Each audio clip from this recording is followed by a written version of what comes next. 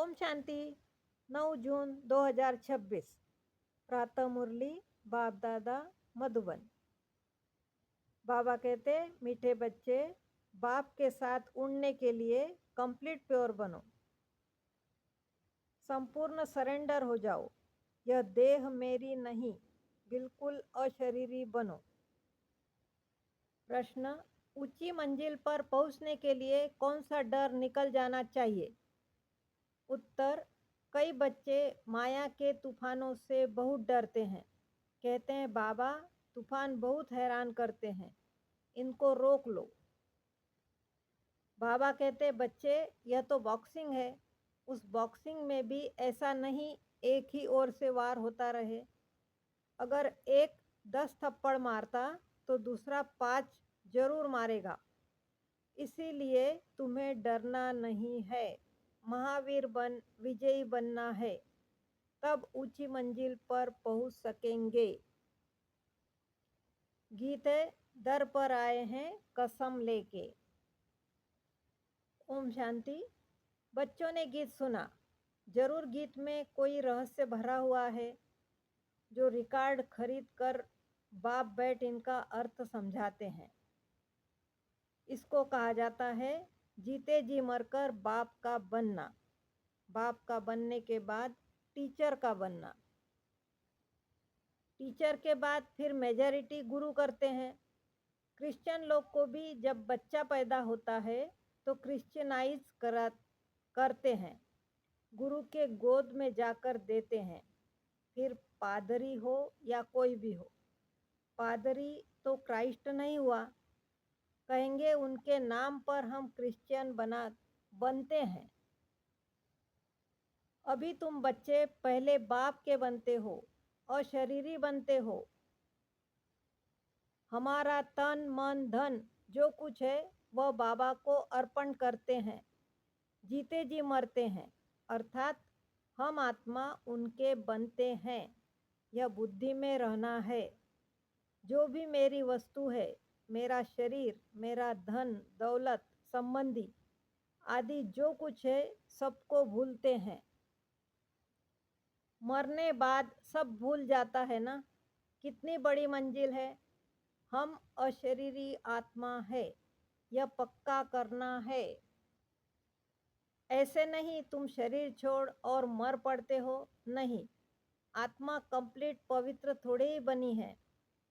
भला बाप के बने हो, परंतु बाबा कहते हैं तुम्हारी आत्मा अपवित्र है, आत्मा के पंख टूटे हुए हैं। अभी आत्मा उड़ नहीं सकेगी। तमो प्रधान होने के कारण एक भी मनुष्य वापस जा नहीं सकते। माया ने एकदम पंख तोड़ दिए हैं।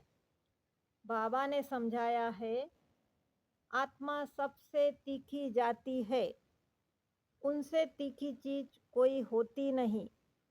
आत्मा से कोई पहुंच नहीं सकता। पिछाड़ी में मच्छरों सदृश सब आत्माएं भागती है। कहाँ जाती है?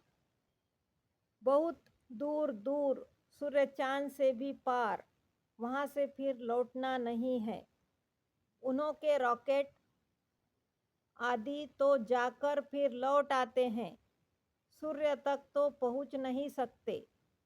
तुमको तो उनसे बहुत दूर जाना है, सूक्ष्म वतन से ऊपर मूल वतन में जाना है। आत्मा को पंख मिल जाते हैं। हिसाब किताब चुकतू कर आत्मा पवित्र बन जाती है। कयामत के समय की महिमा बहुत लिखी हुई है। सभी आत्माओं को हिसाब किताब चुकतू कर जाना है। अभी तो सब आत्माएं मैली पाप आत्मा है। भला बड़े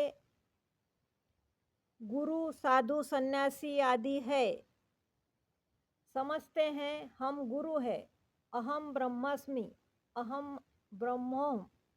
हम ब्रह्म में पहुँचे हुए हैं, अब बैठे हुए हैं यहाँ। ब्रह्म में फिर कहाँ पहुँचे हुए हैं? अभी तुम आत्माएं जानते हो हम ब्रह्म में रहने वाली है। परंतु अभी वहाँ कोई भी जा नहीं सकते। सब आत्माएं यहाँ पुनर्जन्म लेती है। यह बेहद का ड्रामा है। सब एक्टर्स को पार्ट बजाने यहाँ से वहाँ से आना जरूर है। सबकी आत्माएं स्टेज पर आई है। जब विनाश का समय होता है तो सब आ जाते हैं। वहाँ रहकर क्या करेंगे? एक्टर बिगर पार्ट बजाए घर में थोड़े ही बैठ जाएगा। नाटक में जरूर आना पड़ेगा। वहाँ से जब सब चले आते हैं तब फिर बाप सबको ले जाते हैं। बाप कहते हैं, मैं भला यहाँ हूँ तो भी आत्माएं आती रहती है, वृद्धि को पाती रहती है, नंबरवार। फिर तुम जाएंगे भी नंबरवार। सारा तुम्हारी अवस्था पर मदार है। इसीलिए तुम्हें मर्जीवा बनना है। हम आत्मा है, यह निश्चय करना मेहनत है। बच्चे घड़ी घड़ी देह अभिमान में आकर भूल जाते हैं। देही अभिमानी तब रहेंगे जब कंप्लीट सरेंडर होंगे। बाबा, यह सब आपका है, मैं भी आपका हूँ। यह देह जैसे कि हमारी नहीं है, इनको मैं छोड़ देता हूँ। बाबा, मैं आपका हूँ। बाबा कहते हैं, मेरा बन और सबसे ममत्व मिटा दो। बाकी ऐसे नहीं कि यहाँ आकर बैठ जाना है। तुमको अपना धंधा धोरी करना है, घर संभालना है, बच्चे को कर्जा उतारना है, माता पिता का, उनकी सेवा कर उजूरा देना है। माँ बाप की पालना का कर्ज चढ़ता है बच्चों पर। अब बाप तुम्हारी पालना कर रहे हैं। शुरू में जो भी आए थे सब ने झट सरेंडर कर दिया। अपने पास कुछ नहीं रखा, सरेंडर किया। उस धन से तुम बच्चे भारत को पावन बना रहे हो। भारत ही बिल्कुल पवित्र था। भारतवासियों जैसा पवित्र सुखी कोई हो नहीं सकता। भारत सबसे बड़ा तीर्थ है, जहाँ पतित पावन बाप आकर सारे सृष्टि को, पतितों को भी पवित्र बनाते हैं। अभी यह तत्व आदि सब दुश्मन है। अर्थक्वेक होगी, तूफान लगेंगे, क्योंकि तमो प्रधान है। नेचुरल कैलेमिटीज आएगी, बहुत दुख देंगी। इस समय सब दुख की चीजें हैं। सतयुग में है सब सुख की चीजें। वहाँ यह तूफान व गर्म वायु आदि कुछ नहीं होता। तुम्हारे में भी यह बातें बहुत थोड़े ही समझते हैं। आज है कल नहीं है तो कहेंगे कुछ नहीं समझा। भला यहाँ आते हैं परंतु सब कायम थोड़े ही रहते हैं। यहाँ से गए 10 दिन के बाद समाचार लिखेंगे, बाबा फलाने को माया खा गई। ऐसे होता रहता है। छोटे फूल बड़े हो तो उसमें फल आ जाएंगे। उनमें फिर दूसरों को आप समान बनाने की ताकत रहती है।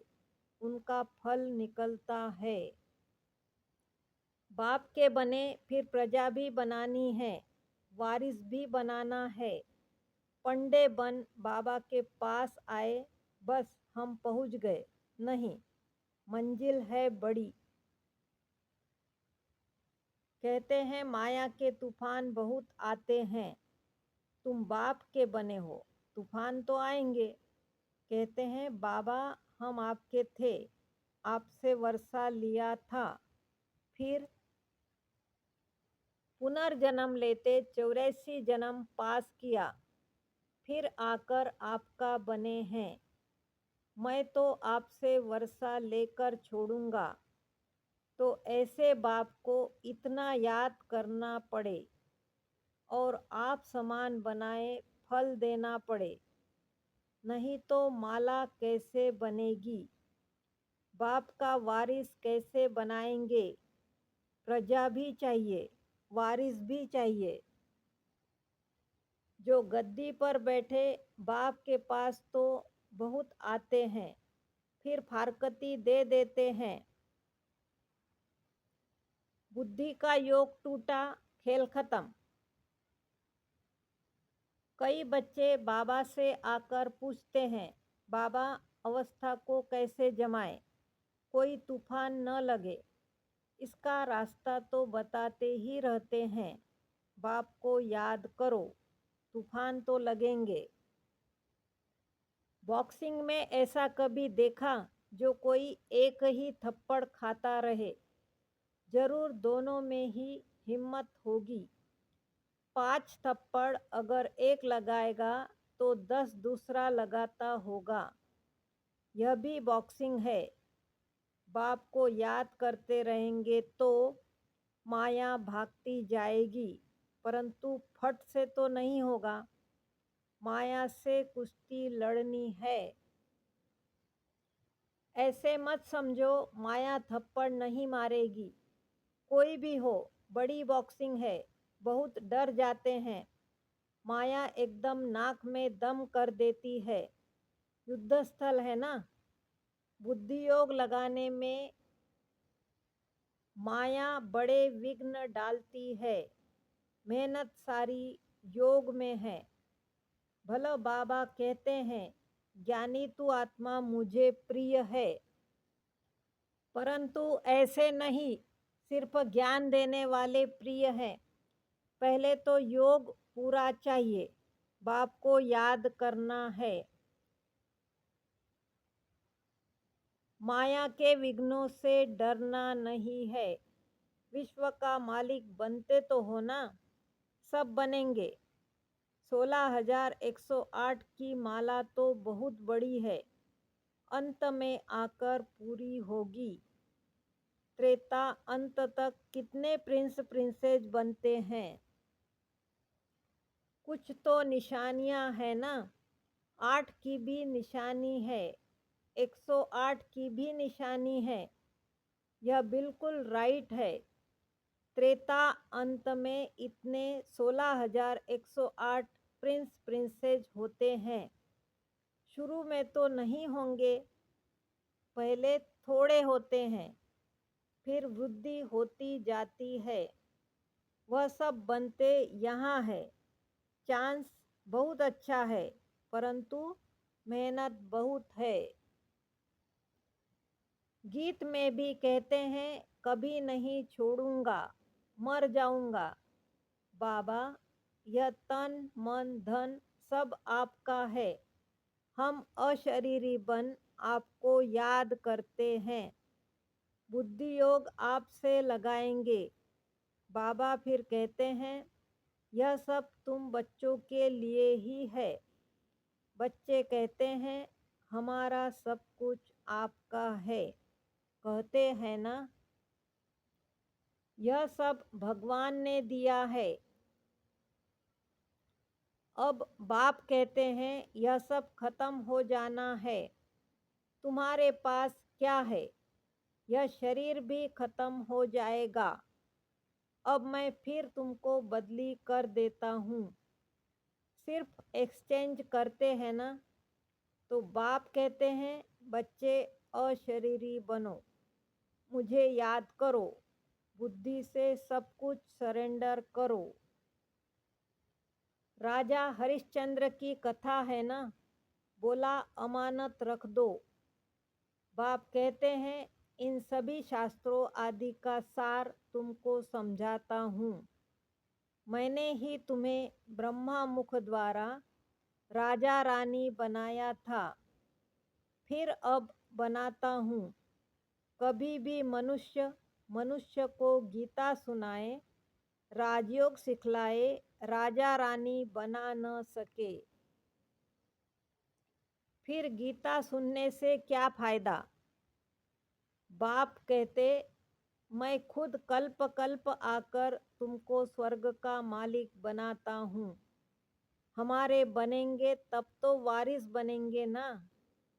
तो जितना योग में रहेंगे उतना शुद्ध बनते जाएंगे। बाबा, यह सब आपका है, हम तो ट्रस्टी हैं। आपके हुक्म बिगर हम कुछ भी नहीं करेंगे। शरीर निर्वाह कैसे करना है वह भी मत लेते हैं। अक्सर करके गरीब ही पूरा पोता मेल देते हैं।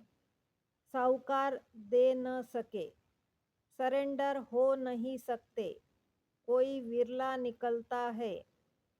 जैसे एक जनक का नाम है, बाल बच्चे हैं, जॉइंट प्रॉपर्टी है, तो वह अलग कैसे हो?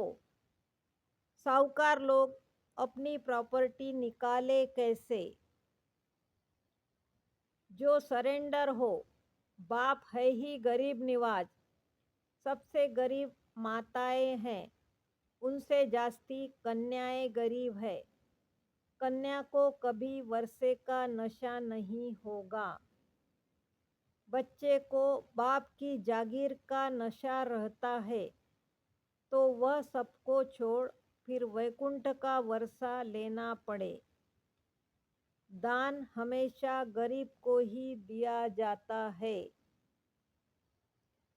भारत है सबसे गरीब, अमेरिका बहुत साहूकार है, उनको वर्षा देते हैं क्या? भारत सबसे साहूकार था और कोई धर्म नहीं था, सिर्फ भारतवासी ही थे। एक भाषा थी, गॉड इज वन। मैं वन सॉवरेंटी, वन धर्म, वन भाषा स्थापन करता हूँ। वन ऑलमाइटी, वन गवर्नमेंट स्थापन करता हूँ। वन से फिर 2, 3 होंगे। अभी कितने धर्म हैं? फिर जरूर वन धर्म आना चाहिए। 5000 वर्ष की बात है, वन धर्म था। विद्वानों ने सतयुग की आयु लाखों वर्ष लगा दी है। समझते नहीं सतयुग क्या होता है। समझते हैं स्वर्गवासी हुआ, शायद ऊपर चला गया। देलवाड़ा मंदिर में भी स्वर्ग ऊपर छत में है, तो मनुष्य मूंझ जाते हैं। वास्तव में स्वर्ग कोई ऊपर नहीं। तुम अभी जानते हो, बाबा के पास जाकर फिर यहाँ ही आकर राज्य करेंगे। यह ज्ञान बुद्धि में रहना चाहिए, जो कोई को समझा सको। कच्चे को तो माया चिड़िया खा जाएगी, इसीलिए फोटो भी मंगाए जाते हैं, रजिस्टर रखा जाता है। बाबा के पास समाचार आता है, फलाने ने एक ही ऐसा ज्ञान का तीर मारा जो मैं बाबा का बन गया। शास्त्रों में भी लिखा हुआ है, कुमारियों द्वारा बाण मरवाए। अरे बाप को क्यों भूले हो? इसको ज्ञान बाण कहा जाता है। सिर्फ बाप की याद दिलानी है, बाकी कोई हिंसक बाण की बात नहीं है। बाबा कहते हैं, मैं ब्रह्मा मुख से सब शास्त्रों का राज तुम्हें समझाता हूँ। ब्रह्मा तो जरूर यहाँ होना चाहिए। उन्होंने फिर विष्णु के नाभि कमल से ब्रह्मा दिखाया है। जानते कुछ भी नहीं। मनुष्यों को तो जो आया सो लिख दिया। गंदगी तो बहुत है, रिद्धि सिद्धि वाले भी बहुत हो गए हैं। सच जब निकलता है तो झूठे उसका सामना करते हैं। अब तुम समझते हो, कि शिव बाबा है निराकार और यह ब्रह्मा है साकार। बाकी नाभि आदि की तो कोई बात ही नहीं है। अच्छा, मीठे मीठे सिकिलदे बच्चों प्रति मात पिता बाप दादा का याद प्यार और गुड मॉर्निंग। रूहानी बाप की रूहानी बच्चों को नमस्ते। हम रूहानी बच्चों की रूहानी मात पिता बाप दादा को याद प्यार गुड मॉर्निंग और नमस्ते। शुक्रिया बाबा, शुक्रिया। धारणा के लिए मुख्य सार। अब ज्ञानी तू आत्मा बनना है, सिर्फ ज्ञान सुनने सुनाने वाला नहीं, याद की भी मेहनत करनी है। अशरीरी होकर अशरीरी बाप को याद करना है। बाप का बनकर दूसरी सब बातों से ममत्व मिटा देना है। यह देह भी मेरी नहीं, पूरा देही अभिमानी बन कंप्लीट सरेंडर होना है। वरदान, मास्टर ऑलमाइटी अथॉरिटी की सीट पर सेट रहने वाले सहज और सदा के कर्मयोगी भव। जैसे किसी मशीनरी को सेट किया जाता है तो एक बार सेट करने से फिर ऑटोमेटिकली चलती रहती है। इसी रीति से मास्टर ऑलमाइटी अथॉरिटी की स्टेज पर स्वयं को एक बार सेट कर दो तो कभी कमजोरी के शब्द नहीं निकलेंगे। हर संकल्प शब्द व कर्म उसी सेटिंग प्रमाण ऑटोमेटिक चलते रहेंगे। यही सेटिंग सहज और सदा के लिए कर्मयोगी निरंतर निर्विकल्प समाधि में रहने वाला सहज योगी बना देगी। स्लोगन, मैं के बजाय बाबा बाबा कहना, यही याद का प्रूफ है। ये अव्यक्त इशारे सदा हर्षित रहने के लिए अपनी नेचर को सरल बनाओ, सहनशील बनो। जो सहनशील है वही ड्रामा की ढाल पर ठहर सकता है और हर्षित रह सकता है। सहनशीलता नहीं तो ड्रामा की ढाल को पकड़ना भी मुश्किल है। इस समय जो भी कर्म करते हो उसमें करण करावनहार की स्मृति सदा रहे। कराने वाला बाप है, करने वाला निमित्त है। अगर यह स्मृति में रख कर्म करो तो अनुभव होगा कि साक्षी हो जैसे पार्ट बजा रहे हैं। ओम शांति।